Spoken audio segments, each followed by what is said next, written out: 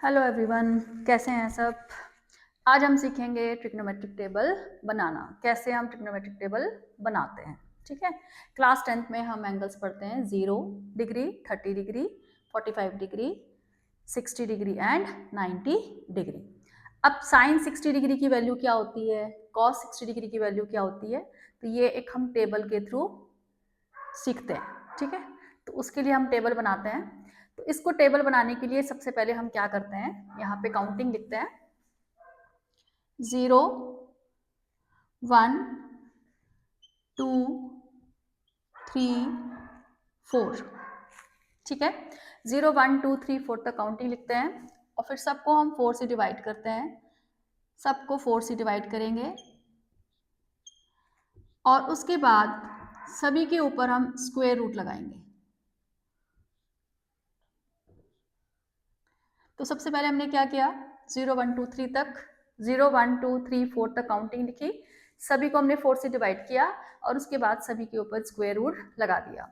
तो जो सबसे पहली वैल्यू हमारी सॉल्व करके आएगी वो आएगी 0 डिग्री की, फिर आएगी हमारी 30 डिग्री की, फिर 45 डिग्री, 60 डिग्री और लास्ट में 90 डिग्री। ठीक है, तो ये जो ट्रिग्नोमेट्रिक टेबल है ये हमारा एप्लीकेशन ऑफ ट्रिग्नोमेट्री जो चैप्टर हम पढ़ेंगे उसमें भी यूज होगा। ठीक है, तो 0 डिग्री की वैल्यू, अब सबसे पहले वैल्यू हमारी निकलेगी साइन थीटा की, साइन थीटा की वैल्यू निकलेगी। तो ये वाली जो वैल्यू है वो 0 डिग्री की है, ये 30 डिग्री, 45 डिग्री, 60 डिग्री, 90 डिग्री, और सबसे पहली वैल्यू जो इनको सॉल्व करके निकलेगी वो निकलेगी हमारी साइन थीटा की। तो 0/4 हमारा क्या होता है, 0, और 0 का स्क्वायर रूट भी क्या होता है, 0। तो यानी कि साइन 0 डिग्री की वैल्यू आई है 0। उसके बाद स्क्वायर रूट का 1 का जो स्क्वायर रूट होता है वो 1 होता है, 4 का स्क्वायर रूट हमारा 2 होता है। ठीक है, तो यानी कि साइन 30 की वैल्यू कितनी आई है, 1/2। इसको सिंप्लीफाई करेंगे तो ये हम कट कर देंगे इसको 2 से, तो ये हमारा रूट के अंदर 1/2 आया है, तो स्क्वायर रूट ऑफ 1 हमारा 1 होता है और 2 का स्क्वायर रूट √2 ही होता है। ठीक है, क्योंकि 2 हमारा परफेक्ट स्क्वायर नहीं है। उसके बाद यहाँ हम इसको सिंप्लीफाई करेंगे तो 3 का स्क्वायर रूट 3 होता है और 4 का स्क्वायर रूट हमारा 2 होता है। तो साइन 60 की वैल्यू आ गई हमारी √3/2। ठीक है, फिर यहाँ हमारा 4 से 4 कैंसिल हो जाएगा, 1 आ जाएगा और 1 का स्क्वायर रूट 1 ही होता है। तो ये जो सबसे पहली वैल्यूज आई हैं ये हमारी साइन की वैल्यूज आई हैं, sine 0 degree, sine 30 degree, sine 45 degree, ठीक है, साइन 60 डिग्री और साइन 90 डिग्री। उसके बाद जब हम इनको रिवर्स करके लिखते हैं तो कॉस थीटा की वैल्यू आती है हमारे पास, कॉस थीटा, रिवर्स करके लिखेंगे इसको इधर से। ठीक है, तो यानी कि 0 के नीचे अब आएगा हमारा 1, 0 डिग्री की वैल्यू यहाँ आएगी 1, कॉस 0 डिग्री 1 होता है। ठीक है, फिर √3/2, ये हमारा कॉस 30 की वैल्यू हो गई, यानी कि जो साइन 60 की वैल्यू है वो कॉस 30 की वैल्यू है। 45 की दोनों की सेम रहती है। ठीक है, कॉस 45 और साइन 45 1/√2 होता है, कॉस 60 की वैल्यू इधर हाफ आ जाएगी और फिर इधर हमारा ये 0 आ जाएगा, यानी कि कॉस 90 की वैल्यू 0 होती है और साइन 90 की वैल्यू 1 होती है। तो ये हमारी कॉस थीटा की वैल्यूज आ गई। अब उसके बाद आता है हमारा टैन थीटा। टैन थीटा को लिखते हैं हम sine theta upon cos theta. ठीक है, टैन थीटा को लिखते हैं हम sine theta upon cos theta, यानी कि हमने साइन और कॉस की वैल्यूज को क्या करना है, डिवाइड करना है। तो 0/1, 0/1 क्या होता है हमारा, 0। ठीक है, जब हम 1/2 को और √3/2 को डिवाइड करेंगे तो 2 से 2 कैंसिल हो जाएगा, तो क्या आएगा हमारा 1/√3। फिर 1/√2 को 1/√2 से डिवाइड करेंगे 1, √3/2 को 1/2 से डिवाइड करेंगे, 2 से 2 कैंसिल हो जाएगा तो √3, और 1 को 0 से डिवाइड करेंगे तो नॉट डिफाइंड। तो जब भी हम किसी नंबर को 0 से डिवाइड करते हैं तो हमारा आंसर क्या आता है, नॉट डिफाइंड, यानी कि उसको हम डिफाइन नहीं कर सकते। टैन थीटा के बाद हमने निकालना है कॉट थीटा। अब कॉट थीटा को हम लिखते हैं cos theta upon sine theta.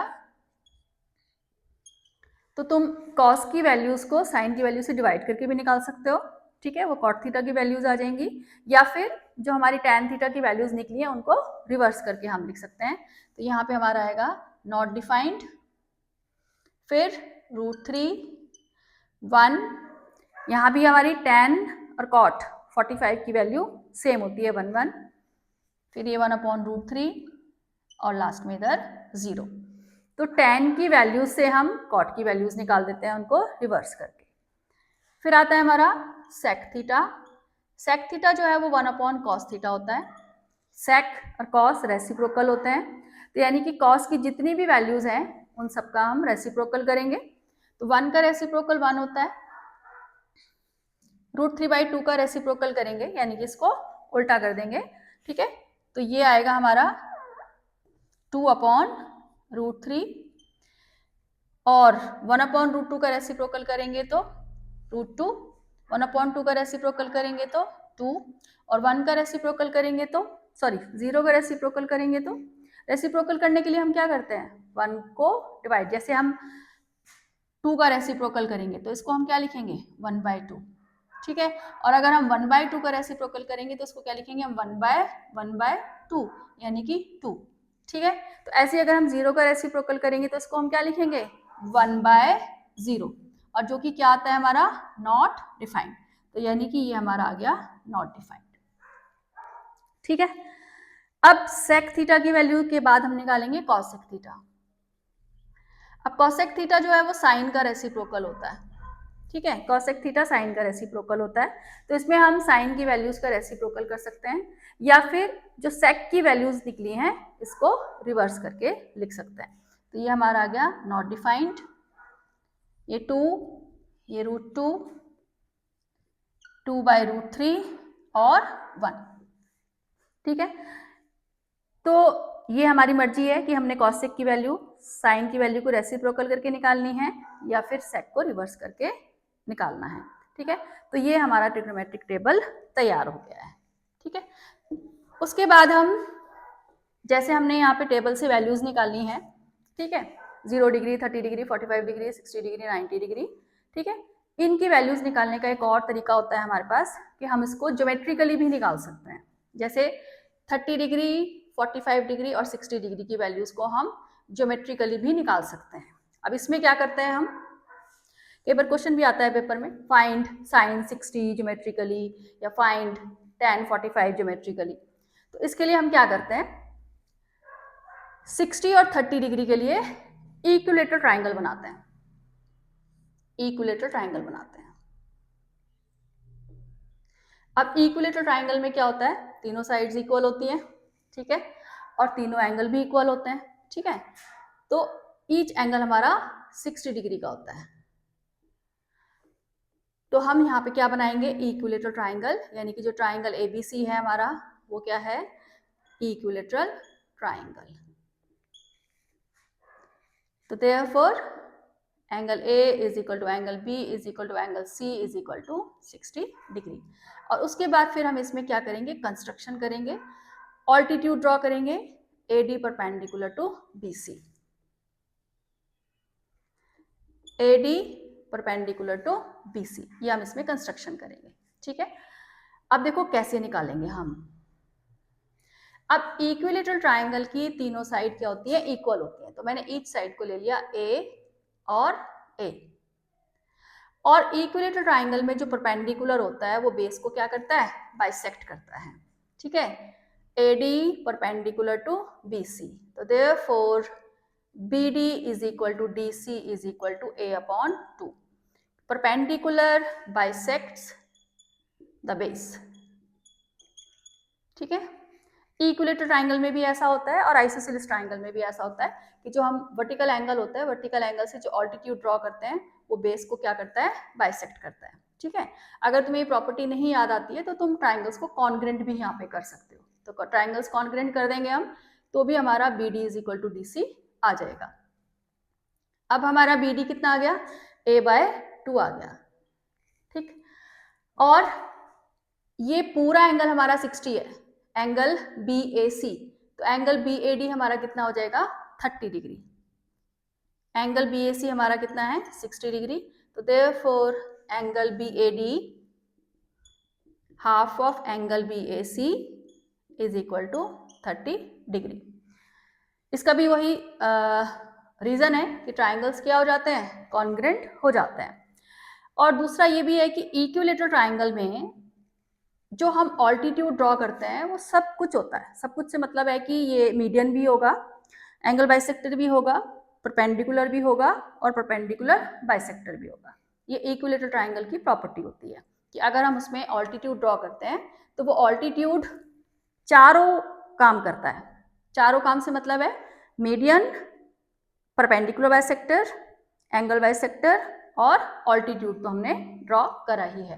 तो यानी कि एडी जो है वो एंगल ए को बाइसेक्ट भी करेगा, तो वो 30 डिग्री हमारा आ जाएगा। तो ये वाला एंगल हमारा आ गया 30 डिग्री। अब हम पाइथागोरस थ्योरम लगाएंगे ट्राइंगल एबीडी में। इन ट्राइंगल एबीडी में by Pythagoras theorem AB square is equal to AD square plus BD square. अब हमारे पास AB कितना है A, AD हमने यहाँ पे फाइंड करना है और BD कितना है हमारे पास A अपॉन 2। तो ये आएगा हमारा A square minus A square by 4। ये A स्क्वायर बाय 4 को हम उधर लेके जाएंगे is equal to AD square. इसका एलसीएम लेंगे हम, तो 4A square minus A square is equal to AD square. तो ये आएगा हमारा 3A square upon 4 is equal to AD square. तो देयरफॉर AD की वैल्यू हमारी आ जाएगी स्क्वायर रूट में 3A स्क्वायर अपॉन 4। तो AD हमारा आ जाएगा, क्योंकि A पे स्क्वायर लगा है और स्क्वायर वाले जो नंबर होते हैं वो स्क्वायर रूट से बाहर आ जाते हैं। तो AD हमारा आएगा A रूट 3 अपॉन 4 का स्क्वायर रूट कितना होता है 2। तो ये हमारा AD आ गया। ठीक है, अब AD निकालने के बाद अब हम अपने एंगल्स की वैल्यू निकालेंगे। ठीक है, कौन से ट्राइंगल में रिलेशन लगाएंगे हम, ABD में या फिर तुम ADC में भी लगा सकते हो। तो सबसे पहले मैं निकाल रही हूँ यहाँ पे साइन 60 की वैल्यू। Therefore sign 60। अब साइन हमारा क्या होता है, साइन होता है हमारा परपेंडिकुलर अपॉन हाइपोटेन्यूस। ठीक है, अब साइन 60 हम निकाल रहे हैं। ये मैं इसको थोड़ा अलग बना लेती हूँ ट्राइंगल को। अब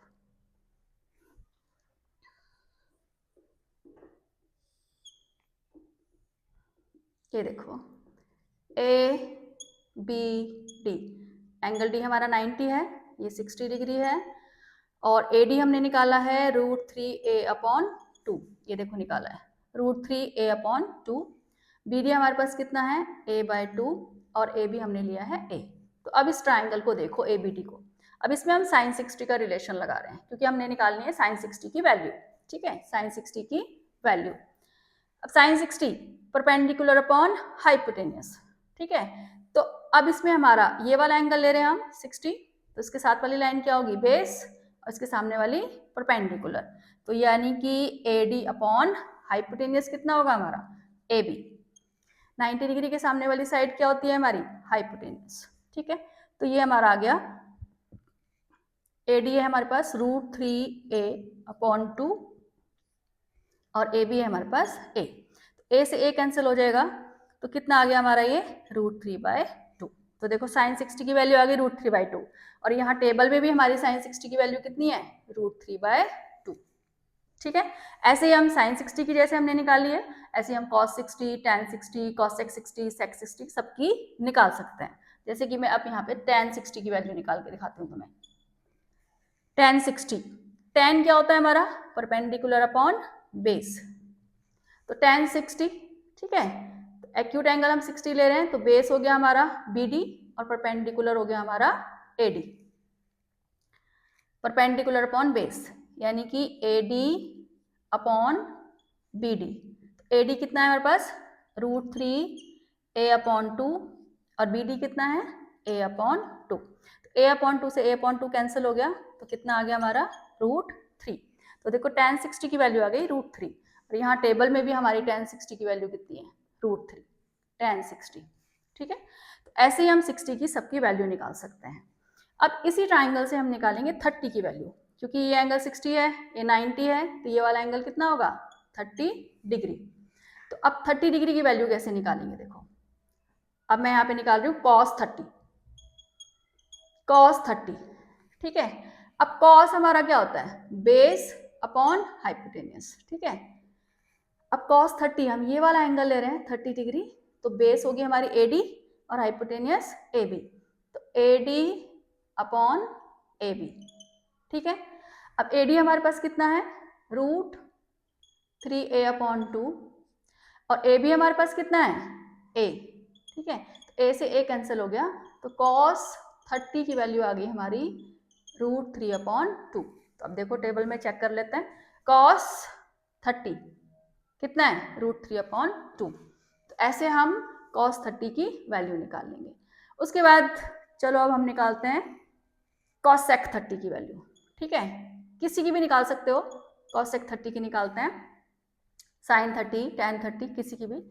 अब cosec हमारा क्या होता है, cosec sin का रेसिप्रोकल होता है। sin हमारा क्या होता है, परपेंडिकुलर अपॉन हाइपोटेनियस, तो cosec क्या होगा हमारा, हाइपोटेनियस अपॉन परपेंडिकुलर। ये देखो sin होता है हमारा परपेंडिकुलर अपॉन हाइपोटेनियस। cosec और sin रेसिप्रोकल होते हैं एक दूसरे के, तो cosec हो गया हाइपोटेनियस अपॉन परपेंडिकुलर। अब 30 के लिए निकाल रहे हैं, तो हाइपोटेनियस क्या होगा हमारा AB और परपेंडिकुलर क्या होगा BD, एंगल के सामने वाली साइड, तो AB अपॉन BD। अब AB हमारे पास कितना है A, और BD कितना है हमारे पास A अपॉन 2, तो A से A कैंसिल हो जाएगा और 2 हमारा ऊपर चला जाएगा, तो cosec 30 की वैल्यू आ गई हमारी 2। अब चलो टेबल में चेक करते हैं इसको भी, cosec 30 निकाला है हमने, cosec ये देखो cosec 30 की वैल्यू क्या है 2, तो यहाँ से हमारी cosec 30 की वैल्यू आ गई 2। तो इस वाले ट्राइंगल की हेल्प से, इक्विलेटरल ट्राइंगल की हेल्प से हम 60 और 30 की वैल्यू निकाल सकते हैं, ठीक है। लेकिन 45 की वैल्यू निकालने के लिए हमें आइसोसेलेस राइट ट्राइंगल बनाना पड़ता है, आइसोसेलेस राइट ट्राइंगल। अब देखो उसके लिए आइसोसेलेस राइट ट्राइंगल के लिए, क्योंकि उसमें हमारा 2 एंगल 45 होंगे और एक एंगल 90 डिग्री।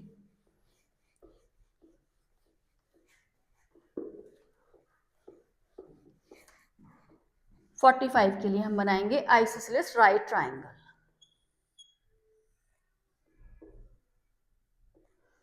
ABC, ये एंगल भी हो गया और ये हमारी साइड इक्वल हो गई।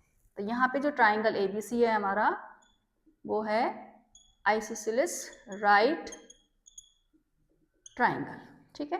तो therefore AB is equal to BC is equal to A, मैंने इक्वल साइड को यहाँ पे A ले लिया है, ठीक। और एंगल B हमारा यहाँ पे क्या है 90 डिग्री। अब इसमें हम फिर से पाइथागोरस थ्योरम लगा के हाइपोटेनियस निकालेंगे। In triangle ABC, AC square is equal to AB square plus BC square, यानी कि A square plus A square. तो AC square is equal to हो गया हमारा 2A स्क्वायर, तो AC की वैल्यू यहाँ से आ गई हमारी √2A, तो हाइपोटेनियस हमारा कितना आ गया √2A आ गया, ठीक। अब साइड इक्वल है तो एंगल भी इक्वल होंगे। अब देखो AB is equal to BC है, तो therefore angle A is equal to angle C। AB is equal to BC, so therefore angle A is equal to angle C. Angles opposite to equal sides are equal. Angles opposite to equal sides are equal, ठीक है, क्योंकि sides equal हैं तो opposite angle भी equal हो गए। तो therefore angle sum property जब हम लगाएंगे ट्राइंगल ABC में,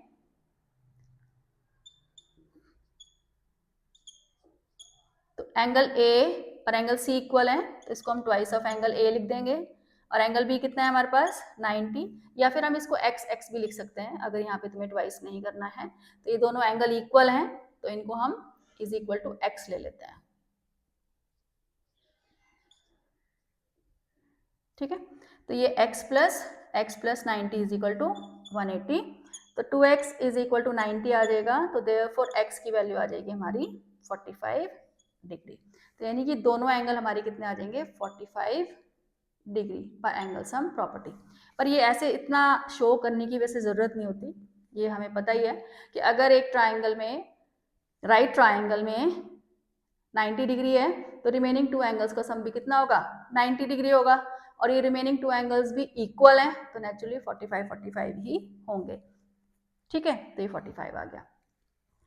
अब हमने हाइपोटेनियस भी निकाल लिया, एंगल भी निकाल लिया, अब हम निकालते हैं साइन 45, कॉस 45, कुछ भी निकाल सकते हैं। ठीक है, अब हम लगा रहे हैं यहाँ पे साइन 45।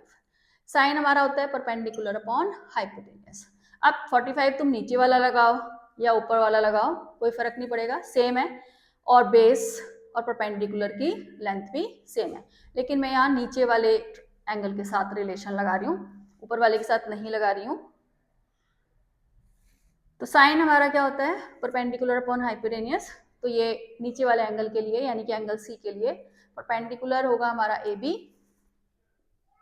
और हाइपोटेनियस ए सी। अब ए बी हमारे पास कितना है ए, और हाइपोटेनियस कितना है √2 ए, तो ए से ए कैंसिल हो गया तो 1/√2। साइन 45 की वैल्यू देखो अब टेबल में चेक कर लेते हैं, साइन 45 की वैल्यू 1/√2 आ गई हमारी। ठीक है, अब ऐसे ही हम cos 45 की वैल्यू निकाल लेंगे। cos होता है हमारा बेस अपॉन हाइपोटेनियस, तो 45 के लिए बेस क्या होगा हमारा BC, और ये हो गया AC, यानी कि A अपॉन A√2, A से A कैंसिल हो गया 1/√2, तो cos 45 हमारा 1/√2 आ गया। ठीक है, tan 45 परपेंडिकुलर अपॉन बेस यानी कि AB upon BC, A upon A 1, ये कैंसिल हो गया 1 आ गया, तो tan 45 हमारा 1 आ गया। ठीक है, तो इस तरह से हम ज्योमेट्रिकली भी सिर्फ 3 एंगल की वैल्यू 30, 45 और 60 भी निकाल सकते हैं, और बाकी अपने क्वेश्चंस के लिए हम ये पूरा टेबल भी बना सकते हैं, लेकिन वो कई बार क्वेश्चन पेपर में भी आता है कि फाइंड tan 45 ज्योमेट्रिकली इस तरह से। ठीक है, तो वो भी तुम्हें आना चाहिए। ठीक है, अब मिलते हैं हम नेक्स्ट वीडियो में।